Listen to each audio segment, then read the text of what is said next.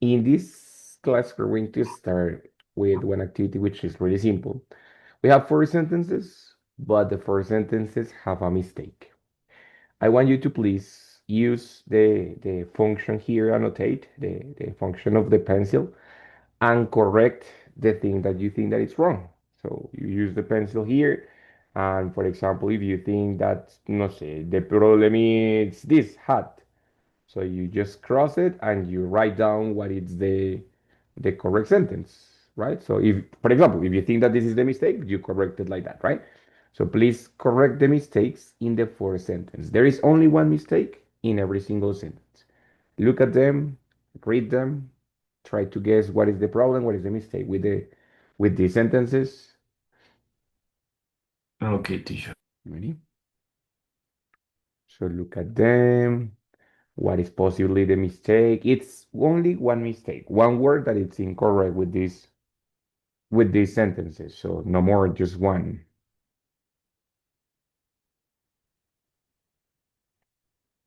Okay, Camilo and Jennifer are here. Camilo and Jen, please, we're doing a short activity in which we have four sentences here in the screen. What you have to do is to correct the mistake that they have.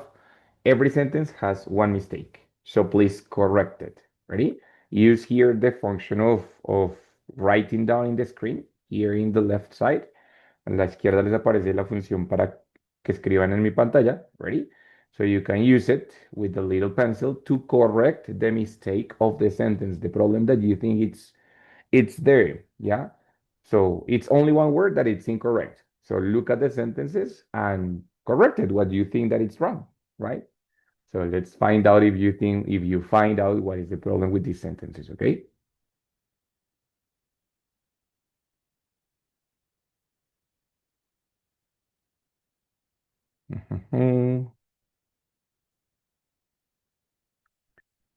Okay, Jennifer is already circling the problem there. Don't hat. Okay.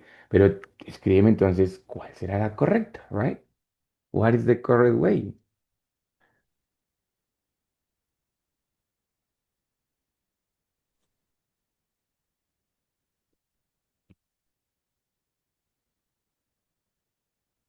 Camilo also find out the problem in the second sentence is hat. Okay, okay.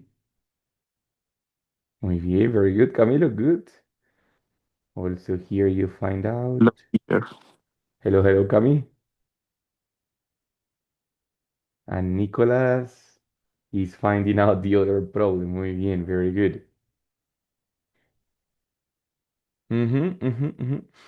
Listo. Nico already find out here the problem. Muy bien. That it's here. Good. Jennifer found here the first problem. Aquí también encontraron el segundo. Very good.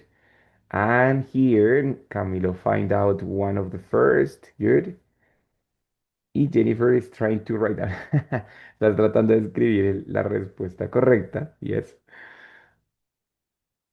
Está difícil escribir con el dedo. Ahí salir muy Hello, difícil. teacher. Hello, bien. Ay, no, es que no sé por qué no puedo escribir el didn't. Listo, no problema. Pero ¿cuál crees que es Lo la intento correcta? y sale ahí unos tachones. Sí. Didn't qué? Didn't have. Didn't have, o sea, in infinitive, like this, didn't have. Yeah, Okay, okay, okay. I think. Okay, okay. Bueno, pues let's check it out, your answers. Guys, thank you so much for the answers. Let's check it out. In the first sentence, in the sentence number one, the sentence starts with I, so don't had. This combination it's incorrect because the verb it's in past and the auxiliary is in present, so it's not coherent. But when we see that the sentence says yesterday, we find out that it's part of the past, right? So we know, oh, of course, this is not correct. Here, when we want to use about the past, when we want to use the simple past, it's the other way. Not the very past. No, it's the auxiliary in past and then the verb in infinitive. So very good, Jennifer. It's not don't had, but it's didn't have. Very good, right? I find out this because I can notice that the expression is yesterday. So I said, okay, it's simple past. Then I can correct it. In the second one, we have both options. Muy bien, very good. we have never. So we know that it's a perfect tense. Sabemos que es un tiempo perfecto. But perfectly, it could be had, que Camilo dijo acá, had, ¿cierto? Muy bien, very good. Or it could be have, as Nicholas said here. Yeah? The difference is like if I say, yo nunca había viajado o yo nunca he viajado. But we know that we doesn't combine with has. It's not correct because has is only for he, she, it, right? So it can be have or it can be had, but it's never with has, right? Very good. In this case, very good. The problem is was. This is a conditional sentence, so it's an imaginary situation. So yeah, normally was is with I, but not in this case because it's an imaginary hypothetical situation. So in this case, we always that we want to use verb to be, we're going to use were. If I were German, if I were you, very good. This one was difficult because it's a like an exceptional rule, but you follow it. Muy bien, very good job. And in the last one, very good, we said she should does. And she eats with does, no? So Nicolas says, yes, but not after a modal verb. Because it's with does when it's simple present and he say she does. That's it. But we know that if we have a modal verb, yes, the next verb is always going to be in infinitive. Independently what is the subject. It doesn't matter what is the subject, we are going to have the verb in infinitive form, right? Entonces, guys, these mistakes are some problems that we can find out in the people in the English that people speak every day. If you go to the United States, so if you speak with another person from another part of the world, you are going to find that they have these kind of mistakes, right? That sometimes they confuse the time, that sometimes they don't know these kind of rules, that sometimes they forget about these basic rules about the modal verbs, right? So in this case, guys, we're going to find today what happens when we forget those rules and how can I use these rules or how can I oh what happens if I forget these kind of rules? Is it possible to forget them or not? So thank you for the correction here, guys. I'm going to let me just erase this part. Bing, bing, bing. Yeah, that's it. So we're going to start here with an reading. Yeah. And I need Nicholas to read the first part, Camilo to read the second part, and Jennifer the last part. Okay, so Nico, go ahead, start.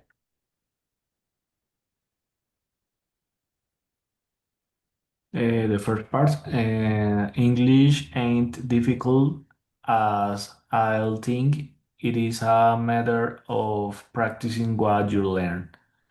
People gotta be aware of the importance of using the language every day. Okay, very good. So there we have different expressions that are not so common. For example, the expression ain't, for example, the expression y'all, and for example, the expression ya. Hmm? We are going to find out what is that in a second. Camilo, continue, my friend.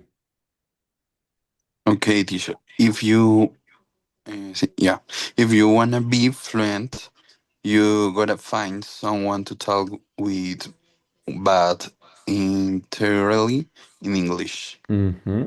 So again, we are going to find expressions that are not so common. We find here wanna, also gotta, ready? And finally, Jennifer.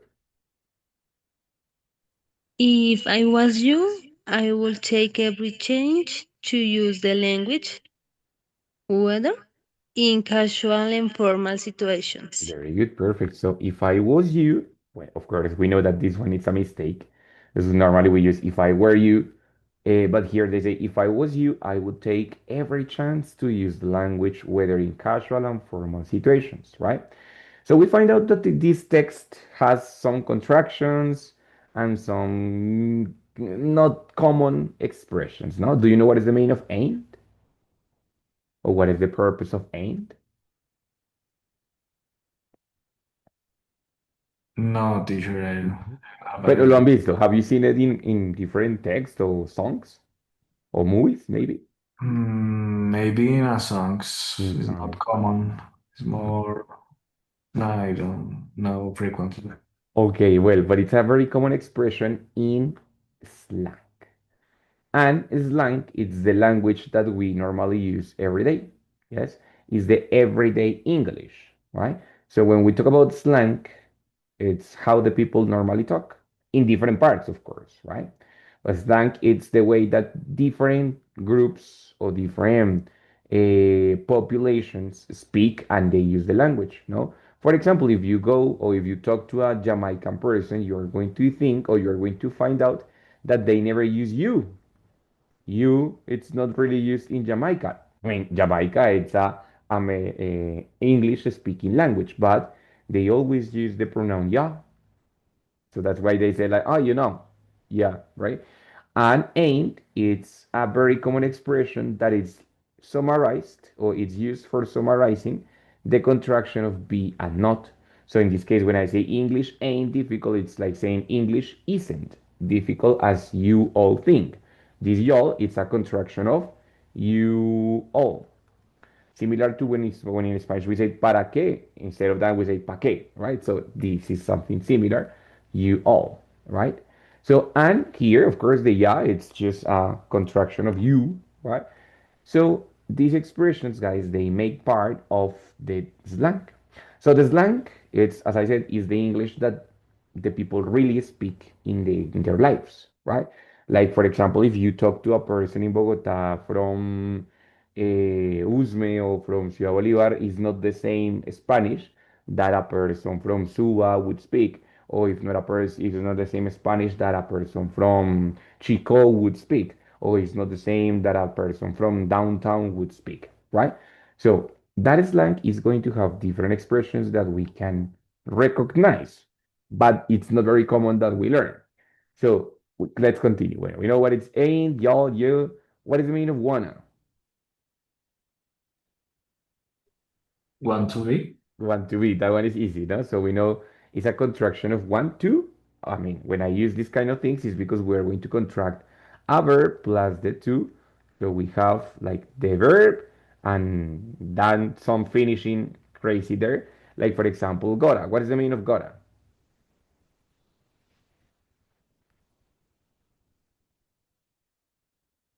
Mm, Go to.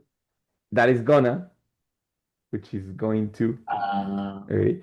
But gotta, it means, or is a contraction of have, got to, which at the end of the day is similar to must. It's simply gotta, it's like an obligation. So you say, you gotta find someone to talk with.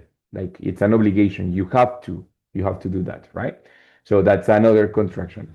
And in the slang English, yeah, it's very common that we don't follow the rules. Like, for example, this rule, the one that you corrected before, if I were, that is a rule that sometimes even the Americans don't respect. And you can see in many movies, in many registers, that, for example, the black people, there is something that is called the black English. And it's the English that specifically the black people speak. And they don't respect this rule, no? They do it if I was you, if she was you. And they don't follow the rule that it's always were taking into account that is the subjunctive. So this slang is going to be full of expressions and full of exceptions to the rules, or rules that are not followed, right? And in contrast, we have the standard English. The standard that English is that English that we speak in a classroom, that we learn. The rules that we learn, that after the modal verb, you always follow with a verb infinitive, that if you want to use the past, is with didn't, that the present perfect is with have and not with the had, that we is with have and not with has, right? All of those rules, they make part of the standard English, right? So that's why here we have like the two generations, because normally the standard English is the one that the old people speak, and the slang is the one that the young people speak. No? Also, we could say that a standard it's a little bit more formal, and the slang it's a little bit more casual, right? But both are valid. In real life, slang English is more used than the standard English. But if you speak in a university, in a job, or something like that, or if you are a foreigner, if you are a non-native speaker, probably you're going to speak more in the standard English, right? So that's why you have a lot of videos saying like, don't say good morning in English, say, and they try to give you expressions of the everyday slang, right? To sound more casual. But it's not that the good morning is incorrect. No, it's simply that they want to change that standard and make you fluent, make you more natural. That's it, right? So, guys, is it clear the difference between slang and standard language? There is, for example, if I want to speak with a native, it's very common that they use the slang. Is part of her like the, ¿cómo se dice? Como cotidianamente, ¿cuál es Everyday language or daily routine, yes. the daily routine Mhm. for them? That Exactly. is more frequently for, I don't know, for formal situation or for work in general. Mhm. Yes, exactly. Yes, exactly, Nico. That's the gist of the thing. That's the sense. And as it is for more formal context, for example, in the standard, we don't have contractions. We never use contractions in standard English because it's seen as something casual. So it's not very well seen. And we never use this kind of contractions either in standard English. No, we said if you want to be, that's it. But we never use this kind of contractions. And also, for example, we try to avoid the phrasal verbs because the phrasal verbs are seen as something not so formal. So in that case, instead of that, the slang is full of contractions. It is full of idiomatic expressions, no? And it's full of things like, for example, phrasal verbs and other different expressions that make it more difficult. Yeah. So the expressions that has the slang makes it more difficult because they are expressions that they are not so common for us because it's not our daily routine, as Nicolas says. So sometimes it's more difficult to understand when we speak with them, right? Mhm. Bueno, guys, so far. Now, taking into account that it's important that we try to respect this aspect, the subject and verb agreement. What is the meaning of that? Is exactly what you corrected in the first part. We have to respect that for a singular subject, we have a singular verb. And for a plural subject, we have a plural subject. Example, my family. And we are going to combine it with the verb to be. My family are or my family is. What do you think?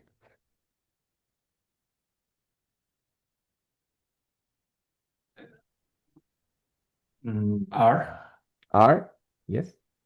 What do you think, Jennifer, Camilo? Yes, are. Agree with Nicolas?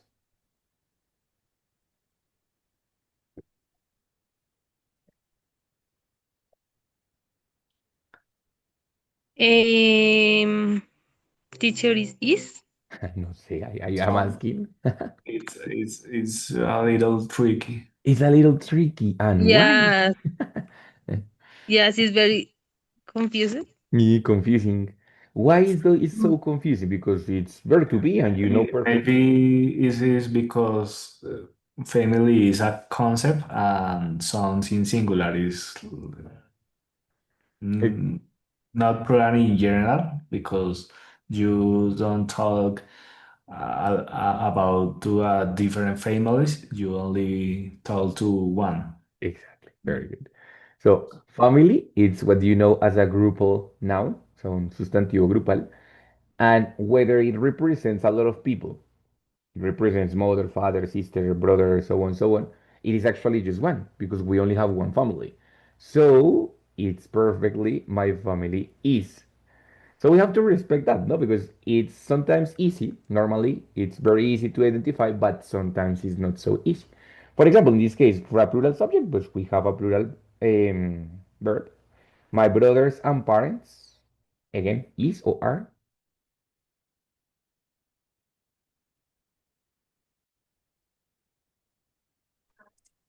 Teacher is R. So Are.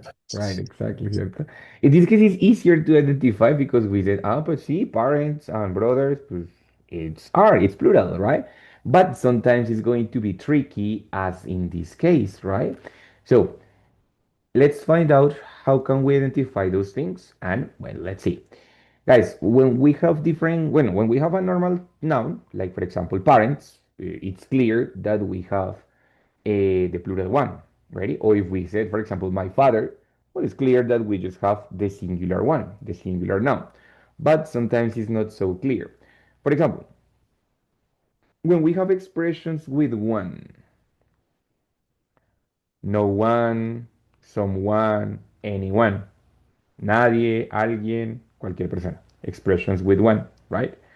Those are expressions or those are singular expressions, no? So for example, I said, no one is ready yet, for example. No one is ready yet. And I think in Spanish it's pretty similar, no? So, nadie están, no, nadie está singular. So, no one is ready yet. The same with someone and the same with anyone. I am talking about any person, but specifically individually. So, it's singular always, right? The same happens with individual expressions such as every or each. Every person, every person, every person has the same rights. Has, because of course, every person could be he or she, so it's individual, so it's in singular one. Ready? Each person or each subject is equally important, for example, right? So singular ones. And the same happens when we have fractions plus non-countable nouns. For example, time. It's a non-countable noun. One third of the time, un tercio del tiempo. One half, one half of the money. Money, it's also a non-countable noun. One half of the money is for charity. Claro, of course, money is not countable, so I cannot use it in plural, no? So that's why it's always in singular. These expressions are always going to be used with singular verbs, right? Normally, it doesn't have a problem because, for example, if it's with a modal verb, it doesn't matter. One half of the money should be for charity. Doesn't matter if it's a singular or plural. But when we have these kind of verbs, for example, simple present, we have to use the verb to be, we have to conjugate the verb. Or for example, if it's negative, right? One half of the money don't or doesn't have. One half of the money don't have to be or doesn't have to be. I'm not sure. T-shirt doesn't. Very good, Cami. Of course, doesn't because it's singular, ¿cierto? That's it for you. So those are the things that you're gonna do like quickly and automatically. But that gives you the practice with time, of course, no? Now, let me just erase this part. We're going to have the ones that are always plural and basically are pues of course the plural nouns. If I say my friends, my parents, Camilo and Jennifer, or Nicolas and Camilo, plural, that's good, right? Common. But also we have to take into account fractions plus countable nouns.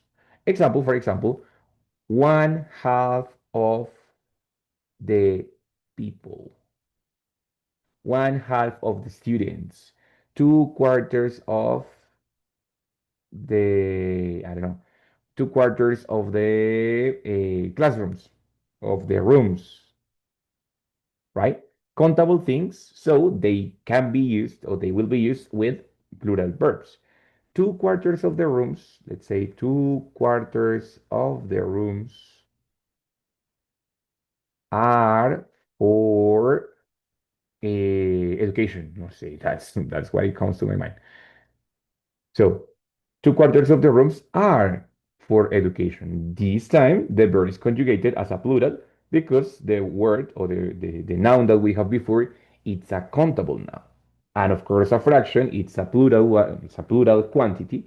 So we use it in plural one. Ready? Yes?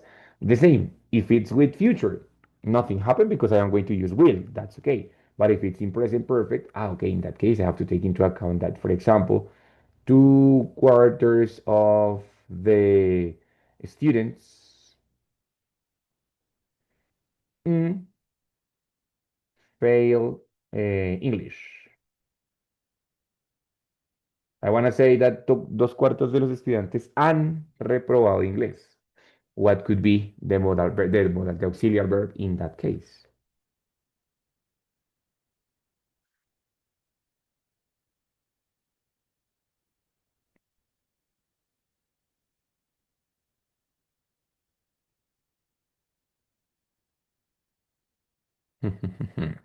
Dos cuartos de los estudiantes han reprobado inglés. So,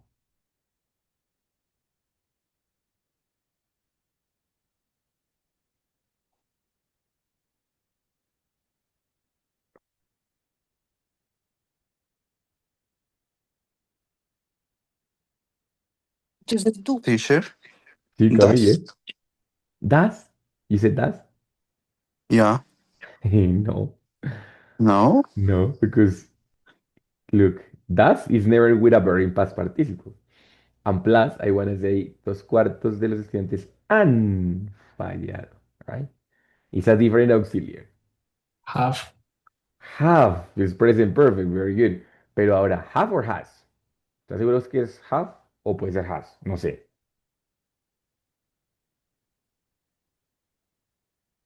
Mm, No have. Have, ¿cierto? ¿Por qué? Porque estoy hablando de students, o sea, they. Ready?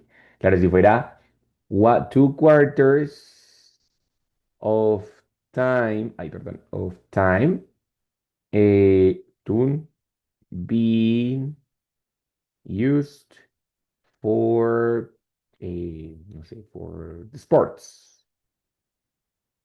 Wanna say, dos cuartos del tiempo han sido usados para deportes. So, in that case, which one would be?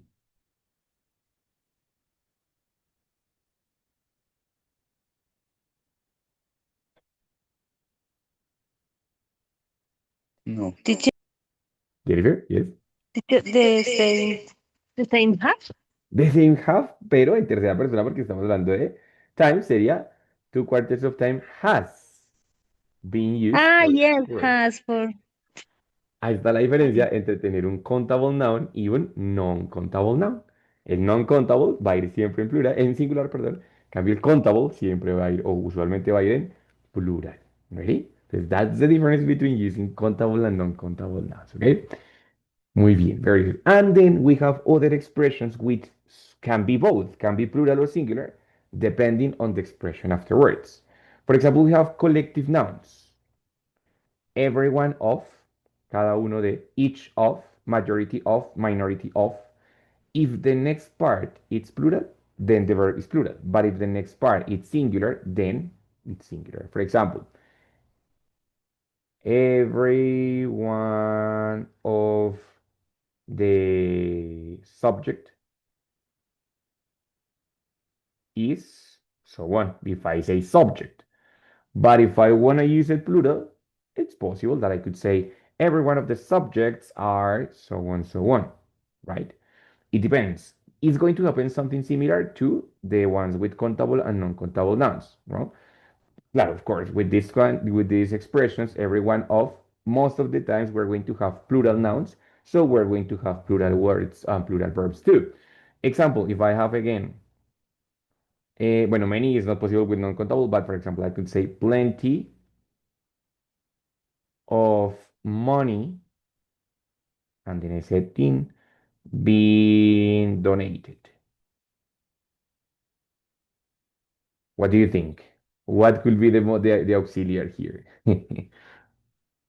Plenty of money. Yes, has been donated. Perfect, Ian, very good. We continue with the same way, no? So, plenty of money has been donated, right? Claro, of course, has been present perfect. The modal verb, the auxiliary verb, it has. But what about then if I change it to plenty of resources? Then it wouldn't be has, but of course, it would change to plenty of resources have been donated, right? Because this one it's plural. So, how do you feel so far? I know that it can be confusing, but as you see, it's a matter of analyzing and then just it's something easy. It's just that you have to take into account the little details, but it's something that you know how to do it, right? How do you feel? Okay, teacher. It's clear for. Okay, okay. Yes, teacher, is practice and uh, look the details. Exactly. Pay attention to the details, no? So that's probably the most important here. It's pay attention to the little details. Bueno, very good. So respecting this part, respecting the subject and verb agreement, it's going to look better in the standard English. In the slang English, these things or these details are not really important. If I say no one are going to kill me, I mean, grammatically, it's not correct. I know that there is a mistake, but the sentence is understandable, right? The same happens with with the examples that you corrected at the beginning. If I say, ah, no, yesterday I don't had time, of course, I understand that there is a big problem and a big mistake, but the sentence is going to be understandable. These are little details that for the common person are not really important. Yeah. Similar to when in Spanish you listen to somebody who said, no, es que hubimos tantas personas. And you said, eso es un error. Pero lo entiendo. Yes. So in that case, it's not very important for most people that you make these mistakes, right? Todo esto con el ánimo de que cuando cometan un error, como creo que ya se les he dicho varias veces, cuando se comete un error al momento de hablar, lo más, no más, lo más normal es seguir con la conversación sin atraer la atención a ese error.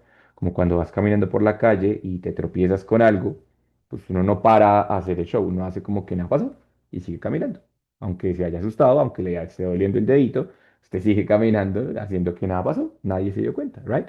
In this case, it's the same, right? So you just continue. If you make these kind of mistakes and it's going to happen, believe me, it's going to happen, you continue normally. Ready? The next time that you use the structure, probably you are not going to have the same problem. But for for one time that you make that mistake, nothing is going to happen. You continue with confidence, right? Just speaking and forget about the mistake. Don't worry. Nobody's going to notice if you don't bring attention to it, right? Especially if it's an informal conversation. If it's a formal conversation, you can focus a little bit more and be more concentrated and try to avoid mistakes. Yeah. But anyway, it's not a matter of life and death situation, right? So it's something that it can happen and nothing bad is going to happen. Nobody's going to correct it like say, dice así, no así. No, no, it's not going to happen. That's it, right? So for you to feel relaxed, not so stressed, because the stress is going to make you make even more mistakes, right? Bueno, my dear guys, so that was the first part between subject and verb agreement. And also, we have to talk about something that changes. Sometimes the thing is that we have so many exceptions that probably we are going to find out that in other times, this rule of the subject and verb agreement is not respected. And one of these times is the subjunctive. The subjunctive is a form of speaking in which we express specific intentions and very strong intentions. Ready? So, Mrs. Jennifer, help me to read number one. What is the subjunctive for? ¿Para qué es? Expresses a hypothetical situation. For I example, wouldn't do that if I were you. this is the expression that we said before. If I were you, this is a thing that it's not common and that many people don't know and that they don't respect. They say, if I was you all the time, right? But we know it as standard speaking, as standard English speakers, we know this rule and we gotta respect it, right? As far as we can. So I wouldn't do that if I were you. We know that, or the subjunctive states that when we want to talk about hypothetical situation, we normally use the verb in past, right? When I say, ah, sí, if I won the lottery, I would, blah, blah, blah. ¿Cierto? I wouldn't do that if I were you. Also with wishes. I wish I had more time, for example. The verb is in past, and but it's not because it's in past. It's because it's a hypothetical situation. So one of the tenses, or one of the times, sorry, that the tense relationship is not respected, right? And number two, Cami.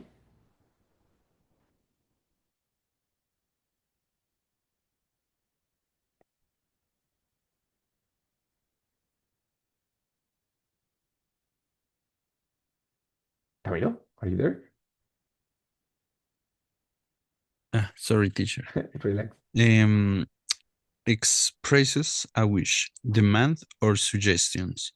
I demand he lower his worth. His sword. Uh, with the example?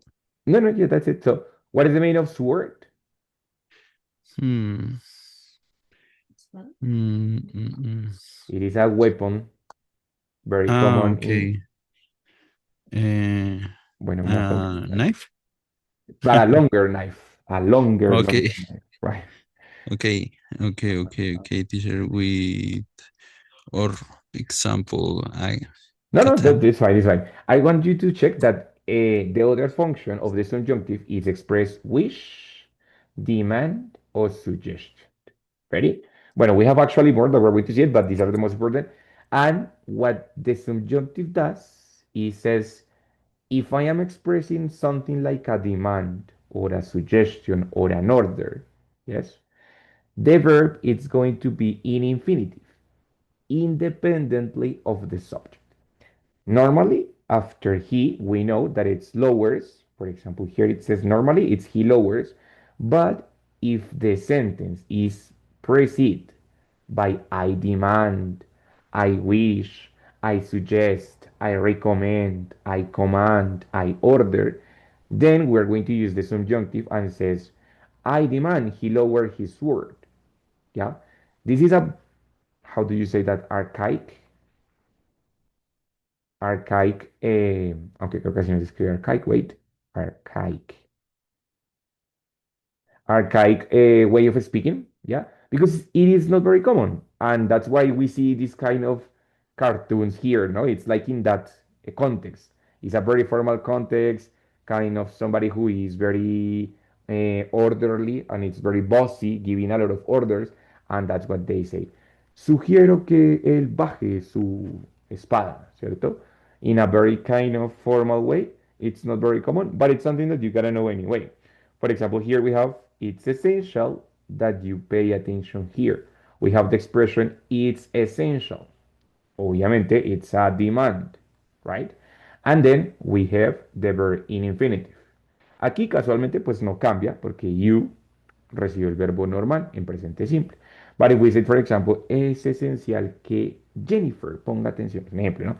Es esencial que Jennifer ponga atención aquí. Entonces, es essential that Jen, y no le voy a cambiar a pace como debería hacerlo, ¿cierto? Sino que va a quedar así. It's essential that Jennifer pay attention here. ¿Por qué? Porque estoy haciendo uso del subjunctive, demostrando que es una demanda, una orden, algo esencial. Entonces, este subjunctive es muy simple, pero puede llegar a ser confuso de lo simple que es, que uno dice como, o sea, no hay que hacer nada más, eso es todo el tal subjunctive. Sí, it's just paying the verb in infinitive. Every time that we have these things, commands, I command, which is like I order, order, yeah, so will order, see, wish, suggest, recommend, ask, which is like pedir, ¿cierto? Insist and demand. Look, we have two sentences here. In every situation, we have two sentences. The first one in which I said, yo mando que, ta, ta, ta. Yo ordeno que, yo deseo que, yo sugiero que, ¿right? Recuerden que el that que va conectando ahí puede ser opcional, es decir, puede que lo ponga o puede que no. I ask is that Sarah be quiet, o all I ask is Sarah be quiet. ¿Okay? Entonces recuerden que ese that lo pueden colocar, es opcional, right? This, I'm going to have two sentences. Then the second sentence, it's the verb that is going to be affected, ¿cierto?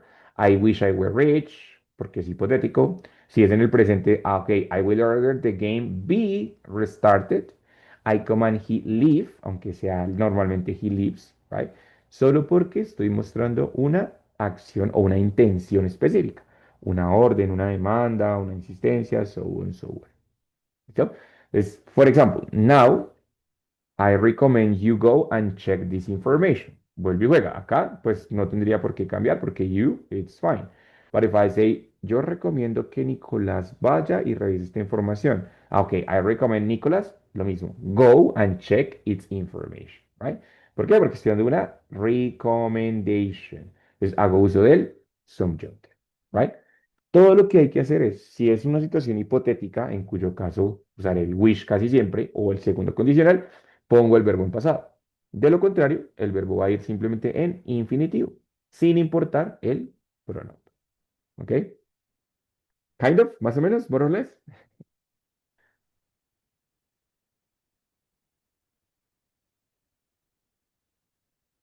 How do you feel? Good, bad.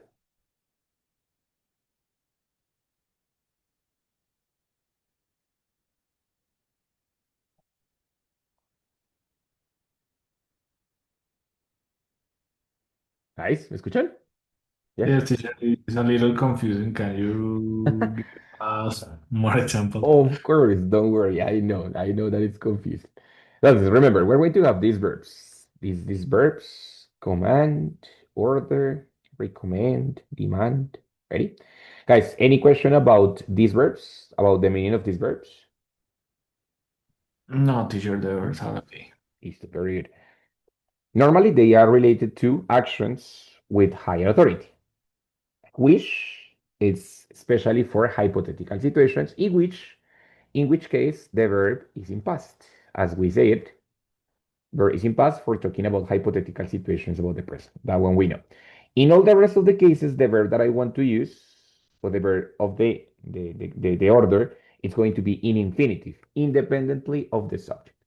Example, I said, there, 1 second. Let's use the verb order, que es ordenar, right? So I said, my mom, I wait. My mom, my mom always ordered that my brother clean his room. Normalmente, ese clean está después de my brother es he, debería llevar la S de tercera persona, ¿cierto? O sea, normalmente debería decir como my brother cleans his room. Pero como estoy expresando una orden, entonces lo que voy a hacer es unir esa oración siguiente de manera o en el modo subjuntivo, que es simplemente volverla infinitivo sin importar el pronombre. ¿Ready? Claro, si yo la hago, en ese caso se nota porque estoy usando tercera persona, pero I could say perfectly exactly the same as my mom always, oh, perdón, sorry. My mom always ordered, bueno, en ese caso en el pasado, porque yo ya no vivo con ella, but my mom always ordered that I clean my room, right? Entonces, normalmente debería ser en el pasado, como que mi mamá ordenaba que yo limpiara, that I cleaned my room, pero vuelve y juega como estoy hablando de una orden. El verbo va a quedar en infinitivo independientemente del tiempo, independientemente de la persona. ¿Ready? Claro, después de estos verbos, command, order, suggest, recommend, ask, told, demand, right? Si es algo más normal, como que me dijo, pues en ese caso no hay necesidad. Van a decir, my mom, ay, sorry, my mom wanted, wanted that I cleaned my room. ¿Right? En ese caso no hay subjuntivo, uso el verbo como debería estar. ¿Por qué? Porque no estoy usando ninguno de estos verbos, ni órdenes, ni sugerencias, ni recomendaciones, ni demandas, ni insistencias, ni nada de eso, right? Entonces, that's when I have to use the subjunctive. ¿Qué tal? ¿Un poquito mejor? ¿A little bit better? Yes, teacher. And Question. this rule is specific for these verbs, or there are more verbs with that rule. These ones are for starting, but we have other expressions that can show me that. For example, espérame, wait. Expressions like here. It's important that, because it's showing como order, ¿cierto? It's necessary that, I suggest that, I demand that, ¿cierto? Estas primeras para describir algo que es como una orden, una necesidad, something like that. Las otras que tengo acá, in case, unless, if I were, if only, para situaciones hipotéticas, en cuyo caso ya es el subjuntivo que uso con el verbo en pasado, como segundo condicional, ¿cierto? Pero las primeras son expresiones que también me sirven para describir como recomendación fuerte o orden o demanda, en cuyo caso el verbo estará, no importa cuál sea el pronombre, en infinitivo. Por ejemplo, a ver, vamos a usar acá, wait. It's important that she be punctual. Normalmente debería ser it's important, bueno, it's necessary that she is punctual, pero no, como en subjuntivo, it's important that she be punctual, right? Se nota en algunos casos más, como por ejemplo cuando uso el to be. Claro, cuando no uso el to be o uso otro verbo, pues es menos notorio. And I say, for example, I suggest she arrive on time. Normalmente debería ser arrives, pero como es subjuntivo, pues lo dejo en infinitivo. Aquí se nota más porque obviamente el she be nos suena extraño. Debería ser she is. Acá solamente porque le quito la S. Eso es todo. Por eso no se ve tanta la diferencia. En cambio, acá cuando uso estas expresiones, que son, uno dice, ah, es hipotético en el presente, uso el verbo en pasado, ¿no? Es if only she were more punctual. Si tan solo ella fuese más puntual. ¿Cierto? Entonces, tengo que tener en cuenta si lo que estoy haciendo es describiendo una orden o cualquiera de estas cosas en el presente o si por el contrario estoy hablando de una situación hipotética, en cuyo caso uso el verbo en pasado. Kind of, more or less. Okay, teacher. Yes. Listo, guys. Very good. We're going to have some examples here. I would like you to help me to read it. Nicolas, help me to read the first one. Camilo, the second one. Jennifer, the third one. Nicolas, again, the fourth one. And Camilo, the fifth one. Okay, the first one, I insist that he arrive on time. Entonces, I insist, el verbo insistir y el verbo después del he, infinitivo, ¿cierto? I insist that he arrive on time. Muy bien. Number two.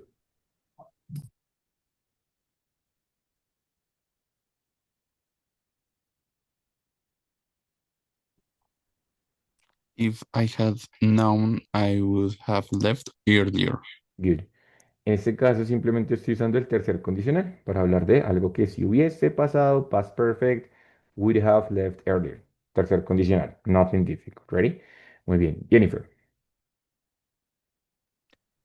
It's important that she be here for the meeting. Perfect. So, it's important that she be, infinitivo, como hicimos acá, ¿cierto? Porque estoy expresando algo esencial, alguna importancia. Entonces, present subjunctive. Listo. Nico, for I suggest that they not spend too much money. Ah, yes, I forgot. When it's negative, in that case, I said simplemente not plus the verb in infinitive, of course. I suggest they not spend too much money, right? And the last one, Cami, I wish I were taller. I wish I were taller. That is simply the same as this one. If only I were taller, it's a hypothetical situation in the present, which is past subjunctive, right? Sé que es un poquito confuso, pero realmente es algo que no le digan a nadie, pero casi no se utiliza, right? ¿Por qué? Se utiliza más en esas situaciones como donde hay una gran autoridad, llámese un rector hablando, un superjefe hablando, something like that, right? Entonces, they are not really common context, but you know that exist. You know that exist. You know how to use it, but don't worry about it because, it's not so common to use it, right? Here, for example, it says, our society demanda que, acá puede usar, recuerden, puede usar o no usar el that, es opcional, ready? Our society demands that human being, el ser humano, that human being speak English, ¿cierto? Normalmente debería ser speaks English, right? Human being como un sustantivo comunitario, right? Un sustantivo grupal, debería ser singular, pero uso el infinitivo y speak English, right? Entonces, it's a little bit confusing, but I know that you can work it out. Dudas, guys, hasta ahí, questions, problems, más o menos, much better. Much better, teacher. Thank you. Yeah, teacher, better. Very good, excellent. Now we're going to have here a final exercise in which we have a text. The text is like some recommendations and some information about finances, right? What you have to do It's to put the verb that you have here in the corresponding form, depending if it's singular, plural, if it's a subjunctive or not. So it says most people, and the verb is consider. No sé, será considers, consider, considering, no sé. What do you think? Investments to be a risky way to protect money, so at least 50% of the population have not tried. Hmm. Ahí no sé si ustedes consideran que vaya conjugado o no, no sé. Any way of invest their resources. Such resources, plural, be usually, ya ustedes lo conjugarán como vaya, be usually standing still for a long time. Standing still es como que se quedan quietos for a long time. Consequently, that money do not produce, ustedes sabrán cómo lo conjugan, any additional income, o sea, no produce ningún ingreso adicional. Experts suggest, ya vean cómo lo conjugan, we search for additional incomes according to our reality. But they also insist people be careful with whom they trust their money to. Let's quickly try to conjugate these verbs. Take into account the context, take into account the subject, if it's plural or singular, if it's subjunctive or not. So go ahead and tell me when you are ready.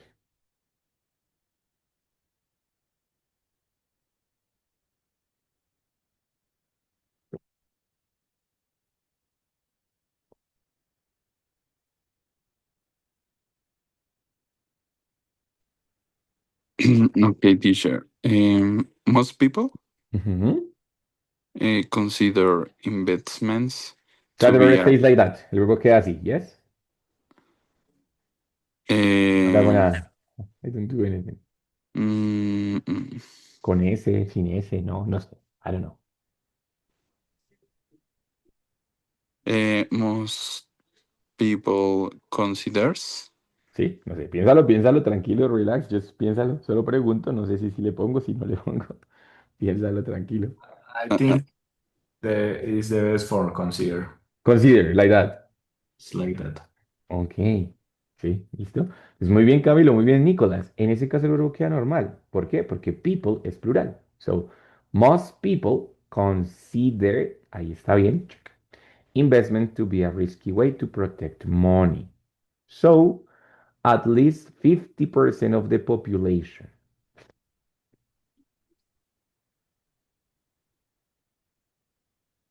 consider. Sorry, Mm, come in. mm, I don't know the reason. Just Consider. it's plural. Yeah. Ah, yeah, because it's plural. So we said la mayoría de la gente considera en presente simple. Entonces el verbo queda normal, en presente, ¿sí? En infinitivo. Y no le pongo ese porque people es plural. Entonces es they. Entonces Mm, no hay necesidad de colocarle ese, ¿right? hay otros casos que también se podrían debatir así y si son pues singulares. That, of course. Esa es la cascarita, ¿no? For example, if I Ujú. say most of the population. Population es un signo sustantivo no contable. Es población, pero yo no digo una población, dos poblaciones, no, la población, ¿cierto? Entonces, most of the population considers. Ahí sí, porque population es non-contable, pero people sí es contable. Entonces ahí el verbo queda como está. Como está ahí queda. ¿Ready? Ok, teacher. ¿Listo? Ahora, with the next one, at least 50% of the population.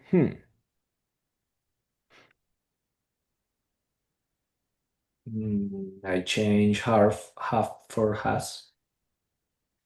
Muy bien. So, 50% of the population hasn't o has not. ¿Qué? ¿Cómo queda este verbo, guys? The same. Try. No? Oh, Right? right? Try it, very good, claro, porque esto es present perfect. Entonces, al menos 50% de la población no han intentado, ¿cierto? Hasn't, muy bien, porque population es non-countable, ya lo vimos acá que es singular. Entonces, 50% of the population hasn't tried any way of invest their resources. Muy bien. Such resources, resources is plural.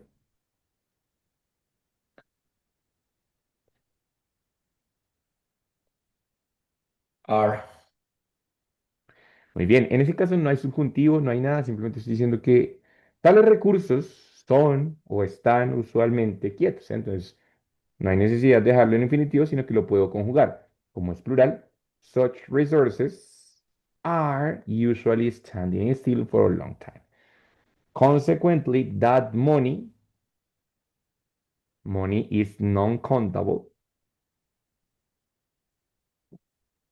That money doesn't produce. Perfecto, Jennifer, muy bien. So, consequently, that money doesn't produce, ¿cierto? ¿Por qué? Porque ya no estoy hablando de resources plural, sino money doesn't produce. Y el verbo queda normalito después del auxiliar negativo. That's it.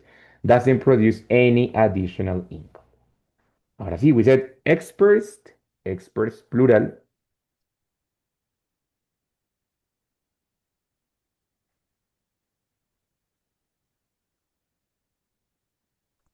Suggest. Sí, Same. muy bien, Yes. very good.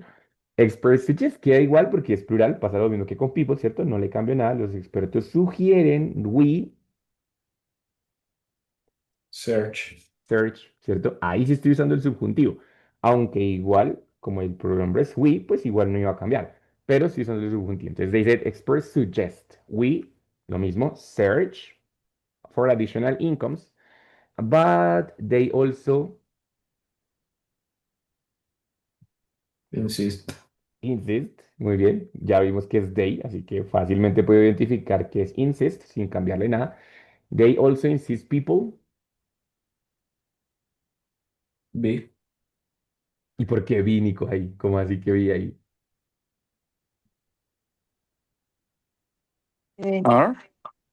No, pues no sé, yo no dije que estuviera malo de Nico. De hecho, está bien, es B. ¿Pero por qué? ¿Cómo sabes? Guay. I don't know who can explain.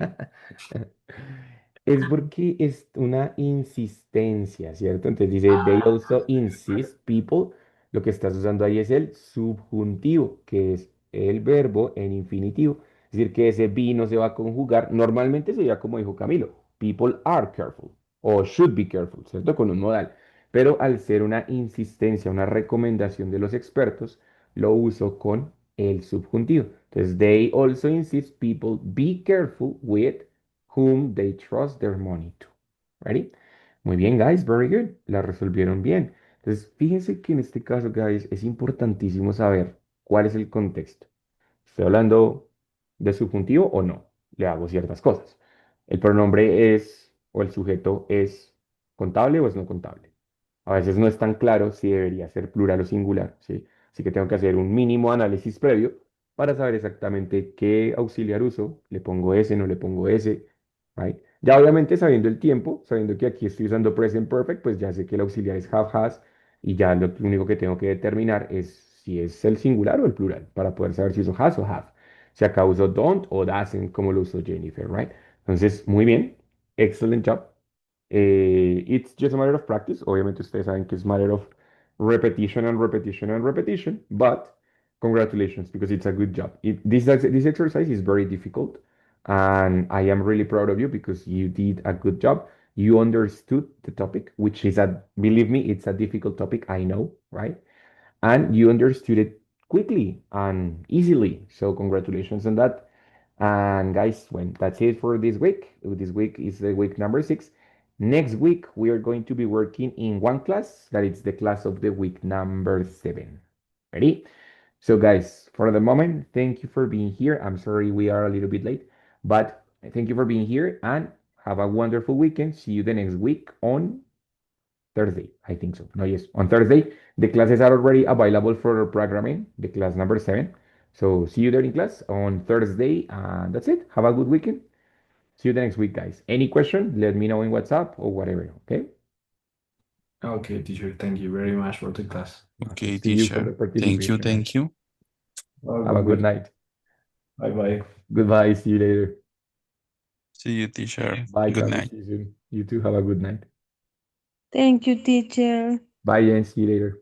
It, it was an interesting topic, Okay, great. I but like it. it's difficult. But difficult, I know. Go on first. Thank you, teacher. Have a Have a good good night. night. You too.